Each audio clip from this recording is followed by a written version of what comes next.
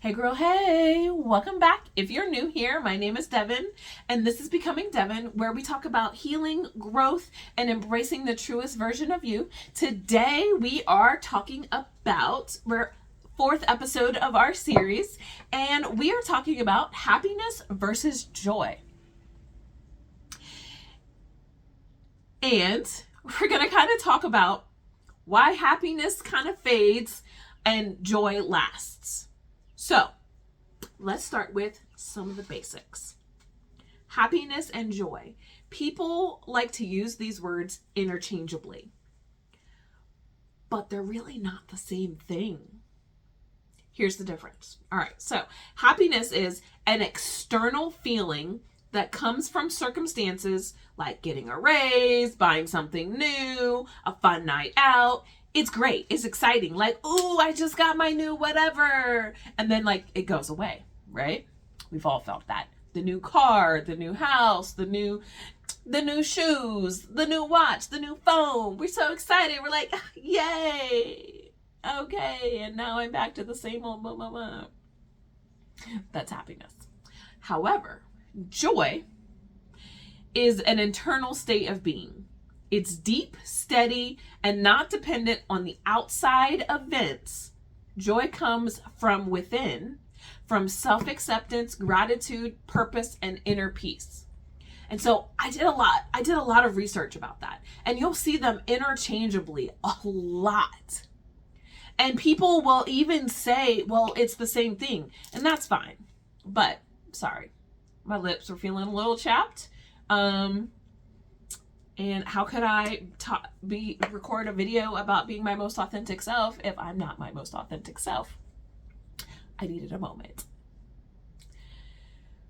So, joy comes for me from my relationship and connection with God, and realizing that like none of the stuff that's happening on the outside world matters. At the end of the day, it doesn't matter. Like it matters, but you know what I mean? I mean, like none of the stuff that we have matters. It matters how we live our lives. Being content, being accepting of yourself and of others, and being grateful for what we have. We are I find that we are a very ungrateful bunch of people. And I don't want to be like that anymore. I don't want to be ungrateful. You know, I keep hearing, and I'm sure maybe you've heard that somebody said, if you woke up with just the things you asked God for tomorrow, what would you wake up with? And I try to be more intentional with that. You know, the basics. I had to help a lady today who was blind. She got dropped off at the building, and nobody helped her. She didn't know how to get in the building. She didn't know how to anything, because she couldn't see. She had a guide dog, but she didn't know if she was at the right building. She didn't know any of that. I'm thankful for my eyes. I might have to wear glasses and they slide off up and down my face because, you know, my nose is all oily. And I need new glasses. But I'm grateful that I can see. I'm grateful that I have my eyes. I'm grateful for these things. And so I try to be a little bit more intentional with that. So, when was the last time you felt happy? And when was the last time you felt joy? Can you tell me? Can you feel the difference? Can you tell me of a time where you felt happy and you felt joy? There was a difference, right? I'd love to hear your examples. I'd love to hear your experiences. I've had both. I've experienced both. And the happiness is literally, it is fleeting. Now the joy can be sucked away if we're not intentional by the things that we are taking in. Okay, so here's how I had to really get to it, because there was a time where I used to keep thinking, once I get this, I'll be happy. And you know, I remember where my ex-husband said to me, and I don't know if I ever verbally said those words out loud to him, once I get this, I'll be happy. But But your actions say it enough. And my actions obviously said it enough.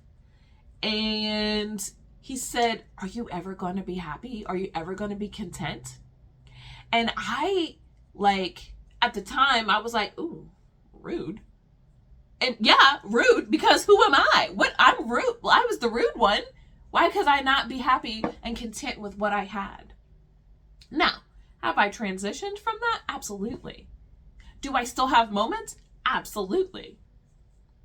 Because we're programmed to like the nice shiny things or the big things or the whatever. Or I want to make up for lost time or whatever the reasons are. And then I have to regroup and remember when the game is over, it all goes back in the box. So when I die, I can't take none of this stuff with me. Is this really what's important to my life? No, it's really not. And so then I transition. Or I'll get that thing that I want where I'm like, oh, I'll get this and then I'll be happy, right? And then for a moment I am happy, but then that happiness faded. And I always found myself chasing the next thing, which is why my ex-husband was like, are you ever going to be happy? I was stuck. And that is so exhausting. Happiness is great, but we can't rely on it. It's happiness to get those new things.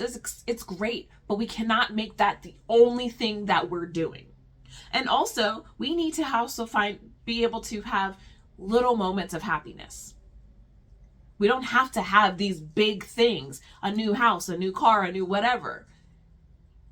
Small little things can make us happy. Spending time in nature with the boyfriend, that actually filled me with joy because it just replenished my soul. But because I don't like being stuck inside, so being outside makes it better, which is why I'll be glad when it's nicer, because I would really prefer to do these videos outside. But I live in Ohio, so yeah. Anyway. All right. I don't even know what I said. Oh yes, happiness. It feels great when you get it. And then also it's exhausting when it's gone, because now you're chasing that next high. Notice what I said there. You're chasing that next high. That's exactly what people are doing, is we're chasing that next thing to make you get that dopamine rush and be like, okay, yes, I'm so excited. And you got to do little things throughout the day, little things throughout the week, little things. We don't have to be doing something big. I'm going to keep it real with you. And this is a bad habit of mine. But these little gummies, they bring me joy. No, they bring me happiness. They bring me happiness. And so I have them and then I'm like, all right, I can't have any more. Usually I don't keep them in my office because then I'll just have a problem. But that's not what we're talking about right now. So can you relate? Have you ever felt like happiness was slipping through your fingers? Just as you grabbed it, you're like, yes, I got it. You know that commercial where he's like, oh, you almost got it. Yeah, that's what happiness is like. Because happiness depends on what happens. And as life changes, so does happiness. So does happiness. So, you guys know, if you've watched any of my other videos in these series, you know that I like to give you some little tips to implement right away to try to work on whatever the topic is. So, how do we stop chasing happiness and start cultivating joy? So here are some ways to kind of shift your mindset, because it's really about a mindset shift. And that is the hardest thing. Yeah, our minds are magical and annoying a little bit. Because I'm like, I want to tell it something once and I want it to get it. That's not how that works. It's just like a kid. You can't teach it to walk one day and it'd be like, oh, I'm gonna run. No, that's not how that works. And so we have to remember that. So, all right. So the first one is to practice gratitude.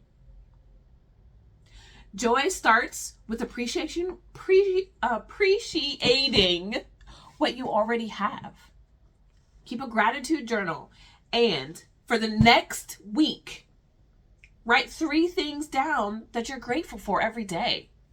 I need to do my own challenge because I'm not good at writing them down. I'm good at saying them out loud, but writing them down, because then the best part about writing it down is you can look at them again and be like, you know what? I forgot. I am grateful for that. I forgot about that. And then if you try to be intentional about not repeating yourself as well, by the week is over, you'll be like, wow, look at all these things. I have 21, only 21 things, 3 things for 7 days, only 21 things. That's not a lot of things to think of. It feels like a lot when we're told to do it, but it's not. If you just are basic, I'm thankful for this clean water. I'm thankful for the sunshine. I'm thankful for waking up this morning. I'm grateful for my partner. I'm grateful for, you see what I'm saying? And then we go from there. All right, number 2, joy comes from living in alignment with your values.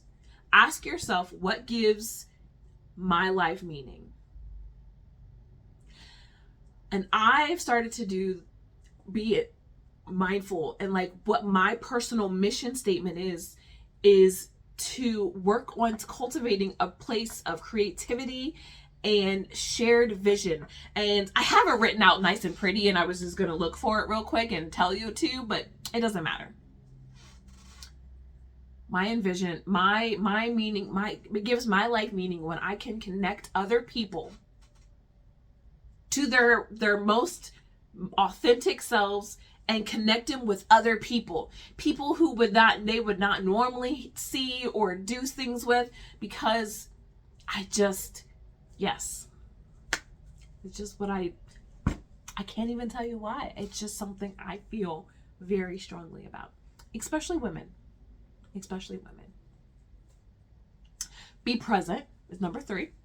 Happiness is always, it is often, not always, happiness is often about what's next. What's the next thing I'm going to accomplish? What's the next thing I'm going to get? Joy is about right now. Practicing mindfulness and savoring the moment.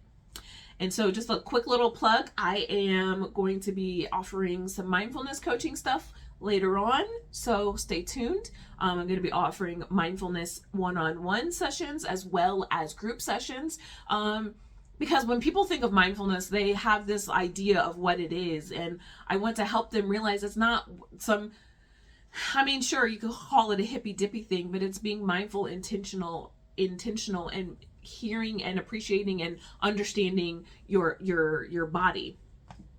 Number 4, create, don't consume. Social media and material things give temporary happiness. Creating, whether it's art, writing, or experiences, brings lasting fulfillment. And so one of the things is on my goal board, I do have things that I want, but also I have experiences. We want to go to the NBA final. Is it the finals? No, it's All-Star weekend. We want to go to All-Star weekend. We want to do these things. These are experiences and things that we want to have. And number 5 is to build authentic connections. Joy thrives in deep, meaningful relationships. Surround yourself with people who uplift you and inspire you. I challenge you to do one thing today that brings you joy. Not happiness, joy. Maybe it's journaling, meditating, or just sitting in silence and breathing. Maybe it's taking a walk if it's nice out wherever you are. Whatever it is, be present in that moment and let me know in the comment, what is something that brings you joy? Let me know. All right, so before we wrap it up, I want you to remember, you are beautiful, you are amazing, and you are enough. If this message spoke to you, don't forget to like, subscribe, and share with someone who needs to hear it today. And if you want to go deeper, don't forget to join us in the Living Room Facebook group. Link is in the description. It is a space for connection, growth, and real talk. All right, beautiful people, until next time, keep growing, keep healing, and keep being you. Bye.